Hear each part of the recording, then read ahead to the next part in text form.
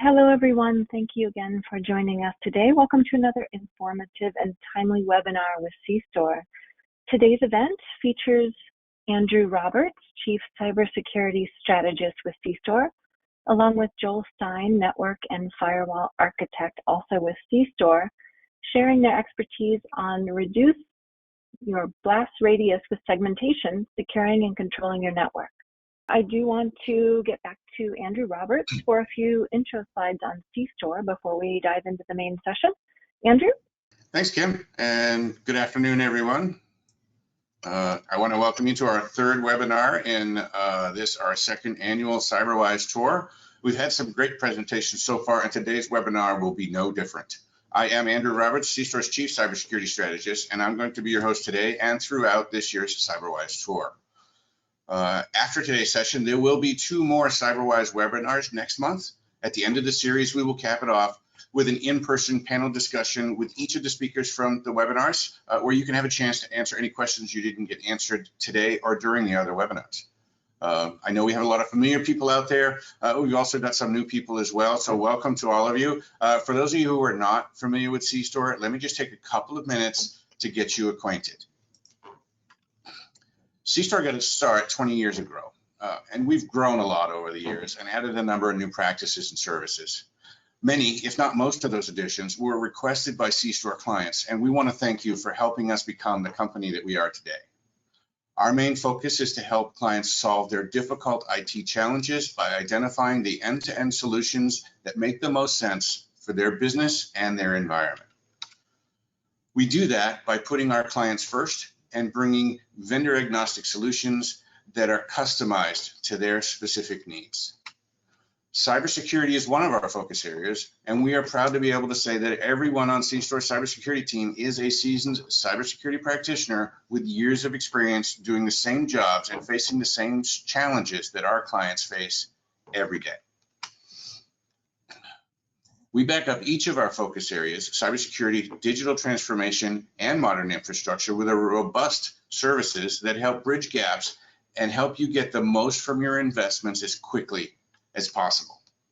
Well, enough about C-Store. We're here to learn about how network segmentation can help reduce attacks' blast radius. So I am very pleased to introduce Joel Stein, the networking and firewall architect with C-Store, and he's going to tell us exactly about that. Welcome, Joel. All right, thanks, Andrew. Hello, everyone. My name is Joel Stein, and I'm the network and firewall architect here at C-Store. So we're providing solutions and expertise for our customers around their network needs. Today, we're going to be diving into the discussion about micro-segmentation and reducing your blast radius in the event of an attack. So I think we're all pretty much aware hackers exist. They're out there and they want your stuff. So it's as simple as that. Regardless of how unimportant you might think your data is or how small of a target you think you are, it doesn't matter to them. They'll attack everybody with no prejudice. So you hear it on the news, you hear it on the internet constantly nowadays, stories of someone gaining access through an HVAC unit and then magically leaving with an entire customer's base of credit card information. Or someone got malware from a website they shouldn't have been on. Now the entirety of their data center is shut down and their staff has to work tirelessly rebuilding it, all while the company's losing money. So how does that happen? How do you stop that? How do you stop from being on the news someday about being a statistic about just another data breach? So this is what we're going to be explaining today. So micro-segmentation is the practice you put into place that prevents the spread of these attacks in your network. Once an attack happens and someone is inside, micro-segmentation will stop them. Micro-segmentation will stop them from moving around, and it's going to isolate the targets from any further expansion into your environment. So again, whether this is your first time hearing about micro-segmentation, or maybe it's just the beginning, or you're in the middle of your own micro-segmentation journey, we're going to break down what micro-segmentation is, how you can implement it, and then just some key strategies around it to help your company be successful with it. So networks are very good at what they do, and that's just connecting things together. So letting stuff get from point A to point B and anywhere else that it might need to go. And that may not always work in your favor, and this is why having full visibility and control of your network is truly important. So currently, how well do you actually know every specific path that the traffic follows in your network? How often does it deviate from those paths? What access do individuals have connecting to all that important apps and data? What happens to your network if something internally is compromised, and what team handles that? Is it the infrastructure team, the networking team, the security team? How efficiently do those teams actually work together and implement those changes they need to? Because with network traffic speeds just getting faster and faster, data can move around your network very quickly. And if you take too long trying to find the perpetrator, you may have already lost all that sensitive data, or you might just be busy now playing catch up from the aftermath of the attack. Okay, so let's paint a quick picture to help really cement the relevance on why this is important. So in this example, you do have a bad actor, and you find some tiny little exploit in some tiny little section of your network. So let's say they've gotten some credentials to a vendor portal because some employee clicked a link in their emails that they shouldn't have. Or maybe that HVAC person, again, forgot to log out on a system that they were in maintenance on. Or maybe you just kept pushing back that pen test and you have a lot more backdoors into your data center that you thought you did. But they found those, and they're in now. But with this initial infiltration, there might not be a bunch of damage that they can do. Maybe there's just not really a lot of data here, or maybe there's not access to anything important. But now that they have their foot in their door, their greedy little hearts are just exploding with excitement at this point. So now with that vendor portal, nothing of value, what they do is they'll find their way into a new server in your data center. So maybe there's a system that had some ports open you weren't aware of, or maybe it's just not fully patched. So now they start finding more pieces into the little scavenger hunt. So now they move again into a new system with that information they just retrieved, and again until they get to the point where they've officially looted all of your HR files, any sensitive customer information you might have had, maybe some private records that would really put your company in hot water if they got released. Or maybe let's say they just keep moving around and at some point just get bored and decide to nuke everything because they're just very petty and they want to ruin your entire IT staff's vacation plans. Point is, once they're in, and there's no telling what systems or apps they can infiltrate information from. So they can do this because roughly 75% of the traffic flowing east and west is flat. Those hackers know this and they love exploiting this. So most security takes place at the edge of the environment. So that's the north and south traffic. So that's the traffic that's coming in and going out of your network. And that part is fantastic, but what happens if someone beats that part? So if they get past the entry point, everything past that is generally open. So there might be some VLANs or some type of separation, but they're still all connected or routed together at some point. So this will be the principle of micro-segmentation. So micro-segmentation stops that lateral spread of threats in your network. It mandates who has access to what, where, and how, and it stops these threats from moving around and exploiting that openness in your network. And it does this by creating little micro perimeters and segmenting your network into key parts. So it's about the visibility to see everything that is happening in the network and then streamline that process of singling out those compromises and removing them from accessing anything else that you don't want them to. So that sounds great, pretty straightforward, pretty simple. Who wouldn't want to lock out evildoers from full range and all their treasures that they have? But it can be a very challenging process if you're not prepared fully for it. So you probably already have your traditional data center and you have your software-defined data center fully functioning and rolled out. And now you're hearing that you're going to be shifting also into a cloud data center in that near future. Or maybe you already have all of those and now you're expanding into a multi-vendor cloud data center. Regardless of your exact situation, the infrastructure is expanding and it's moving and it's interconnecting in just many different ways. So with software as a service, mobile remote users being higher than ever, those pesky IoT devices always being added to your network, your data is being assessed and touched from everywhere. So gone are those good old days of just having your physical data center that you can touch and see, exactly what to go unplug and plug back in anytime an emergency happens. Now your apps and your VMs and your infrastructure is expand to many different facets in many different places. So let's break down some of those facets and places and see where we can start implementing and integrating some of this stuff together.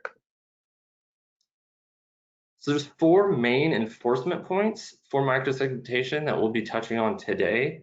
These are going to be the main components that you're going to be leveraging to create the function of stopping those lateral threats in your environment.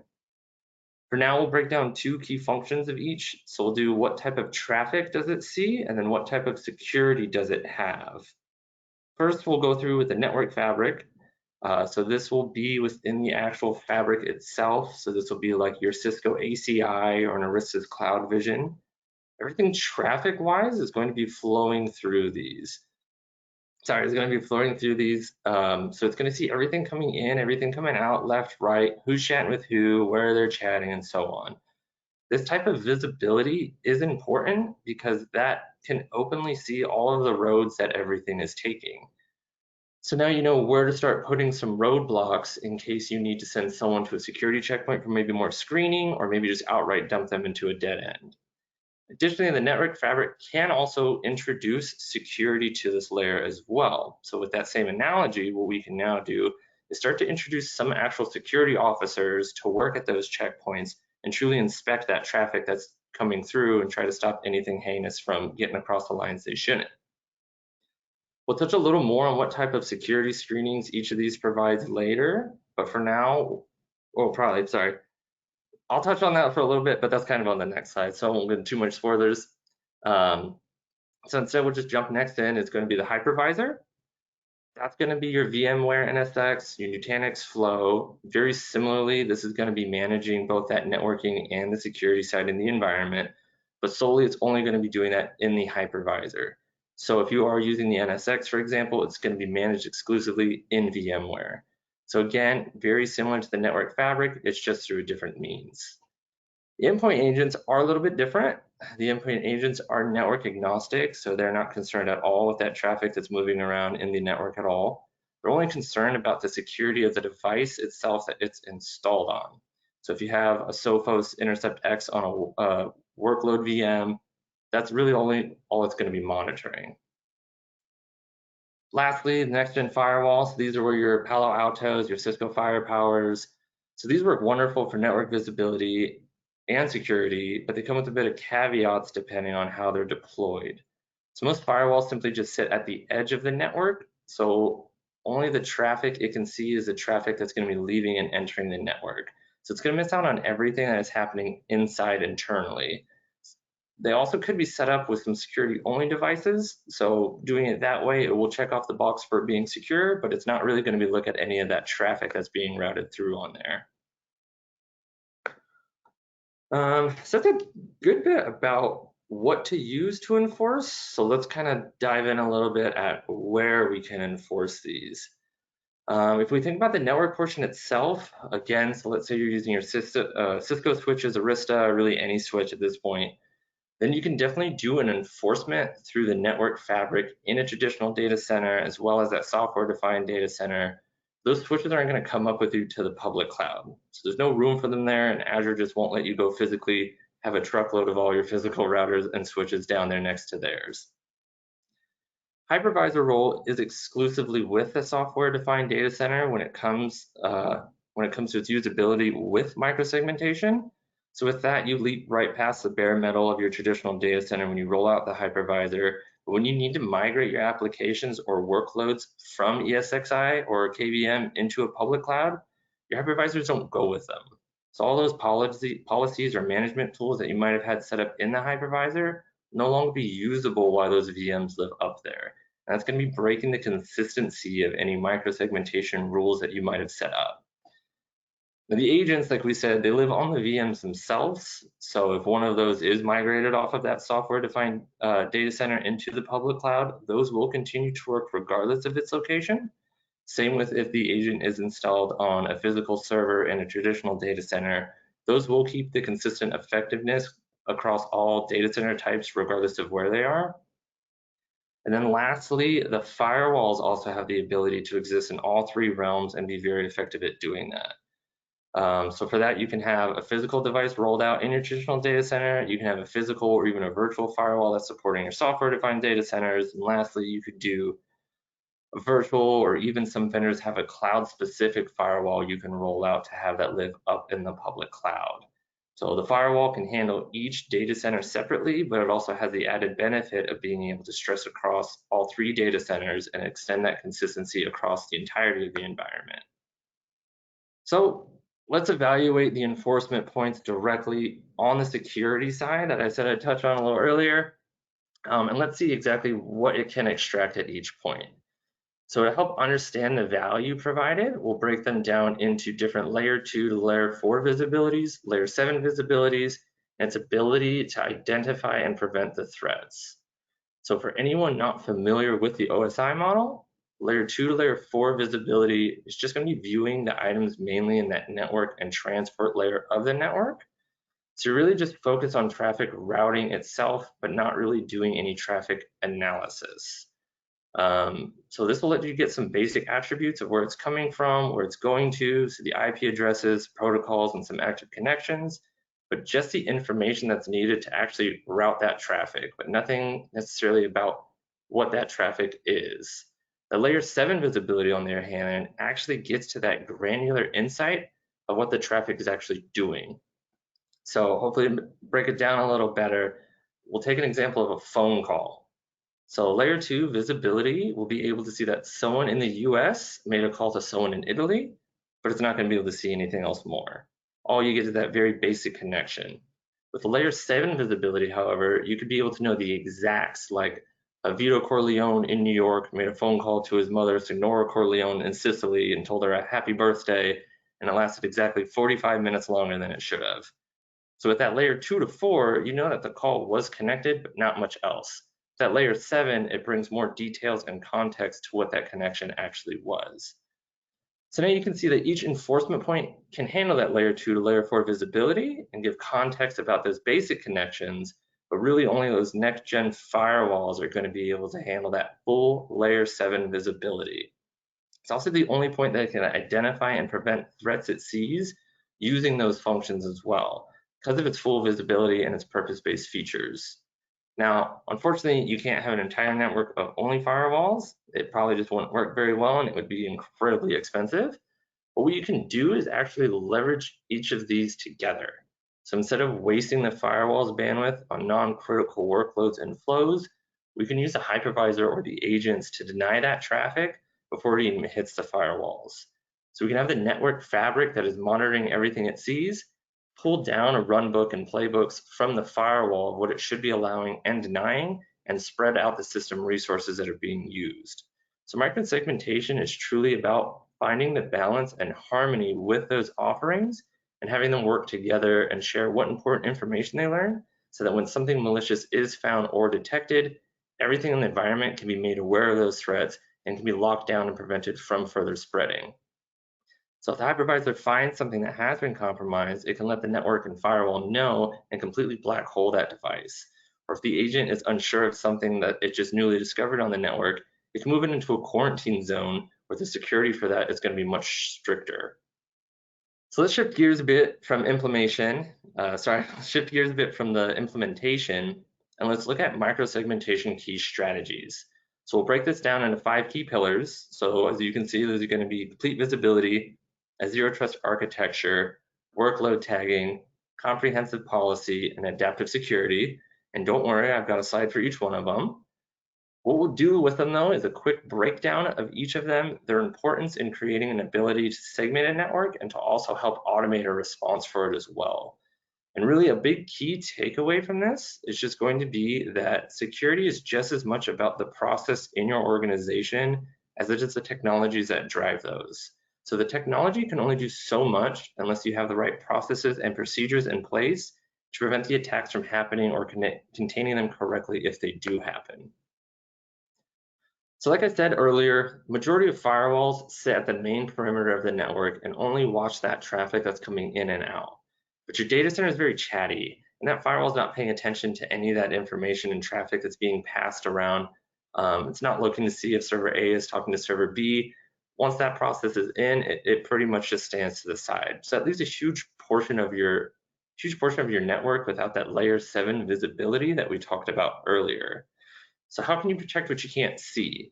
So visibility into your network is a core strategy, because if you're not fully aware what's happening inside your network, you'll be too late at detecting any attacks that might happen. So leveraging those layer 2 to 4 logs from the network and hypervisor, but if you have any critical data flowing, you really need to have more visibility into what's being communicated across those links. So that means Set up your network in a way that has more security checkpoints using those next-gen firewalls to get those full and true representations of the traffic flow. You want to be that fiery eye in the sky, much like Sauron, peering into Middle-earth, watching absolutely everything that's going on in your realm. Granted, in this case, you'll be the good guy and not the villain, but I just really wanted to use Lord of the Rings reference when I found that little eyeball icon that's on this slide. But just make sure everything in your network can be seen and everything important, all that important information isn't being missed. If anything's unwatched, if you have anything in your network that you're not paying attention to, you'll never know when someone comes in and steals all that sensitive data and then just throws it into Mount Doom while you're not paying attention. So on that, next we'll be implementing a zero trust architecture, and we'll focus on two different terms on this and break those down. And that's going to be what your attack surface is and what your protect surface is. So an attack surface is where you can be attacked. So if someone infiltrates your environment, anywhere there will be that. So let's say you have your data center in your corporate office and a colo site to the side, and you begin merging some workloads into your public cloud. Your attack surface is all of those areas. So anywhere you have a potential public presence is a potential infiltration point. And they seem to be constantly growing and ever expanding. In some locations, you don't even have control over those. Like if you are using a SaaS for some applications, those could bounce around and be anywhere because that's the point of those, is to be accessible anywhere. Well, let's make this more manageable and something that we can be smaller and finite, and that's going to become your protect surface. So your protect surface is truly your most precious and valuable applications and data. So the things in your data center that you cannot lose, have leaked, something that you really need to have safeguarded and protected at all costs. You might not know exactly what that is today, but the nice thing is we can break that down and find out. So think about what data you have is the most important or sensitive, and what apps touch that data. And then what assets do those apps run out, and what services are used to access those apps to secure it. So for example, let's break this down as if you were a healthcare company. So data in this case is going to be your patient's medical records. That is the absolute most important thing that cannot get out and you have to protect. The data is going to be our absolute priority. So next thing we really got to think about is what apps touch that data. And in the healthcare field, again, this would be something like Allscripts or Epic. So now I'll know what workloads or apps are using and is touching that important data. So next, what assets are associated with those apps. So something like medical equipment, like a CT scanner. So just what has access to those apps and has access to that important data. And then what services are used to access those assets. So is it Active Directory that they're using to log into the equipment? Do you have SSO attached to it?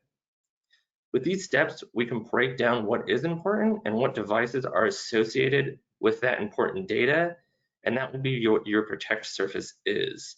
So with your protect surface defined, what you can then do is begin to build little micro perimeters around them. And these are where your security checkpoints should now be getting ready to keep anything bad from getting in or isolating it completely to prevent an attack if something does come through. So remember the zero trust model in this is deny first, ask later, because you don't want someone coming in and stealing all of grandma's medical records on here. Next, what we have is workload tagging, and this is the next fundamental strategy piece in this. So this is truly where having the correct process and procedures in place can make or break the entire operation. So workload tagging is simply categorizing the VMs and apps you have in your data center. So what you can do is share those tags across the enforcement points that you have in your network. Some of the most common categories used are roles, applications, classifications, compliance, environment, location, so on, really anything you can think of, you can make a tag for it. Every app and every VM needs to be tagged and tagged correctly to a standard that you create within your company. So most items will have anywhere between 4 to 6 tags associated with it. It's really anything that correlates to that VM, tag it with that appropriate category. Now this is not something so you can know what that VM is at a glance, but instead it's going to be for purpose and utilities, because what we can do now is start to create some dynamic based policies in your enforcement points that utilize those same tags accordingly. So let's say you build a new VM in VMware and it's going to be a database server. So you can apply the database server tag. In that, you're going to store your sales information for your production environment out in your Phoenix office. So again, 3 more. We can do the sales application tags, a production tag, and we'll make a Phoenix DC tag to put on there. It's also going to have some confidential information, but really nothing mission critical. So we'll just classify that with a layer or a level 2 tag. So now, if those same tags exist in your next-gen firewall, you can have rules based around those tags already in place and existing. And once this VM comes online, those tags will sync between the hypervisor and the firewall, and it'll automatically know what type of access list it should be applied to and associated with. So this really helps streamline the process of adding new workloads. So now the infrastructure team, the network team, the security team don't have to sit around and wait for the others before they can get out there and start rolling out things or testing anything new. It'll just be placed in the correct group and ready to go. That really helps fight the element of human error or having countless policies in your firewall for every single subnet or every single DNS name that's in it. It's just a simple way to add extra layers of security and automation to your infrastructure. But as the tagging needs to be the same everywhere, it also adds a layer of involvement in it as well. And again, this is where that planning and having every team involved is really what's going to make this mission critical to working. Next is comprehensive policy. I would say the biggest misconception I've seen on building out policies is just thinking that A can talk to B or C can't talk to D. Micro-segmentation is much more than just a distributed way of enforcing access control list of allowing this and denying that. So same with being set at only thinking of locking down at the perimeter level of your network. Because again, most have strong protection at that northmost perimeter point, but do very little for those micro perimeters or those protect surfaces that we just defined earlier. So a well-defined segmentation policy should really be following 5 basic rules. Who can talk to who, what can they talk, when can they talk, where can they talk, and how. If your rules aren't following those 5 elements, then you're really not writing strong or secure policies. So think of the next-gen firewalls like a sports car. So you just went out and bought yourself a brand new Porsche and it's ready and has every capability to get out there and rip in like a Porsche should, but then you just neglect every single feature and all the power that it has, and instead you just kind of set it up like an old Camry from the 90s is set out there. So get out there and use the full potential of them. I can't count how many times I've been at a client site and I've looked over through their firewall rules and it's just simply blocking this IP from this IP and nothing else. So don't be afraid to utilize the full feature sets like the app IDs, user ID, file-based restrictions, URL filtering, threat preventions, set up that SSL encryption for all of the east to west traffic so you can see everything that's going on, write out policies that split apart protocols that use identical ports but maybe have a different service like the HTTP2 traffic. So these are your security points for all of your micro perimeters that are safeguarding all of your most valuable assets and data. So make sure you're really checking for anything malicious that could be intruding and make sure you really know what's coming in and out of those points. Lastly, that leads us to the adaptive security.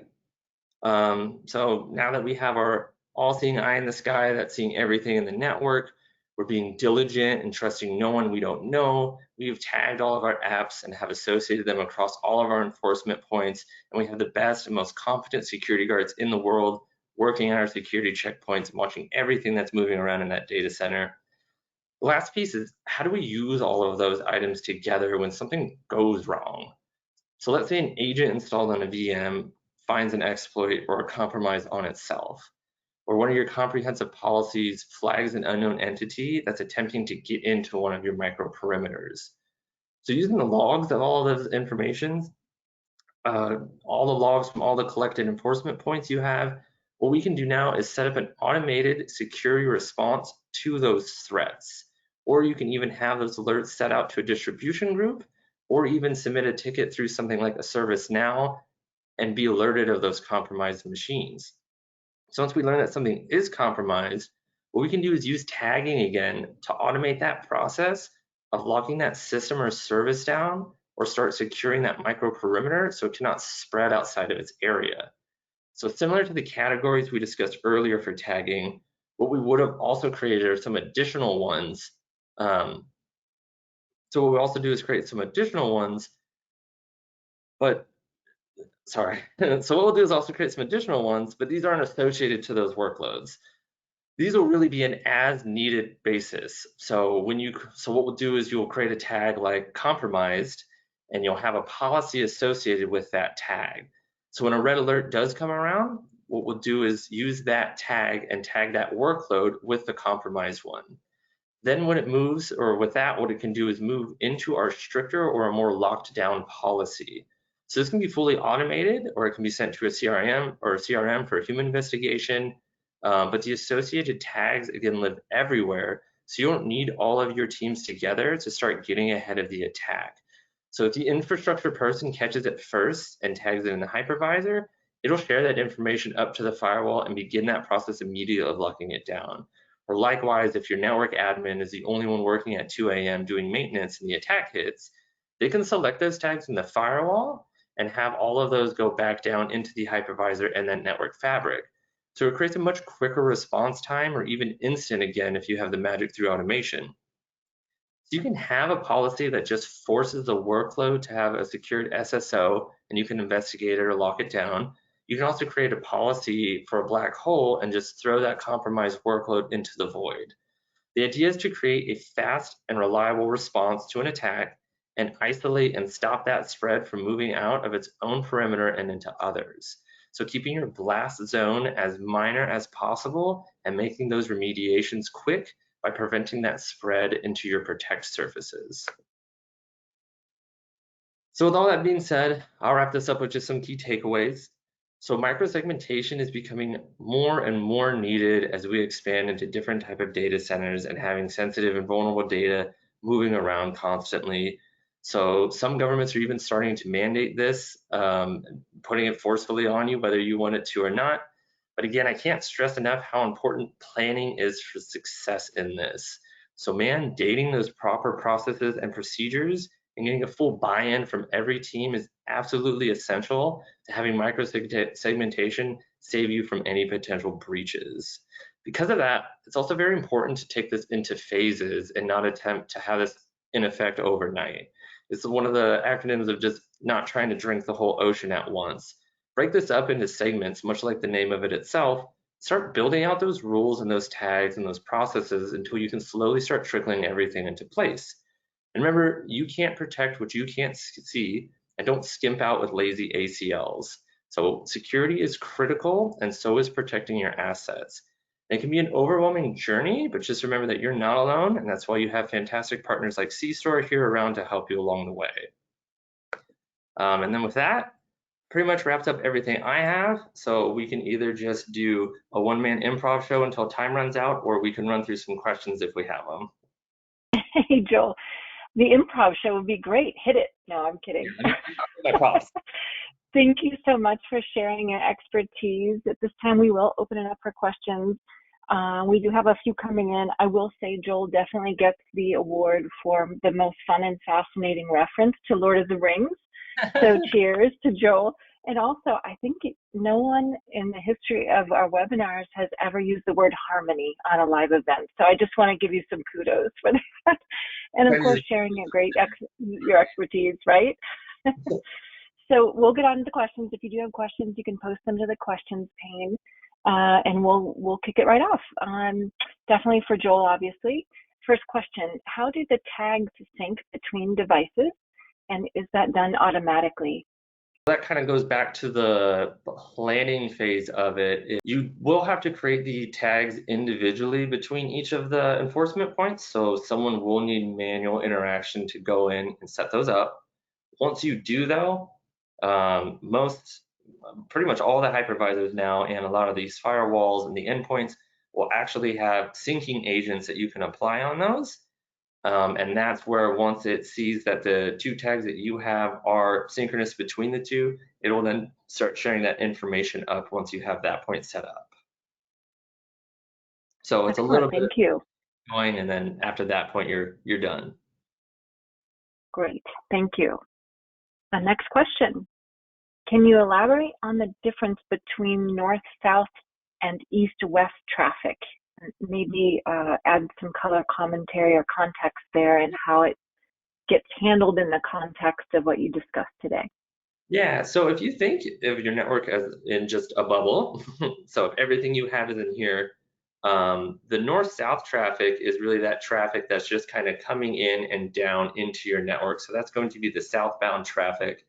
And then once it's in there and it starts touching all the servers and everything you might have in there, that's going to be the east-west traffic, is pretty much just moving across anything internally that you have. So every internal traffic that's going on is going to be your east and west traffic.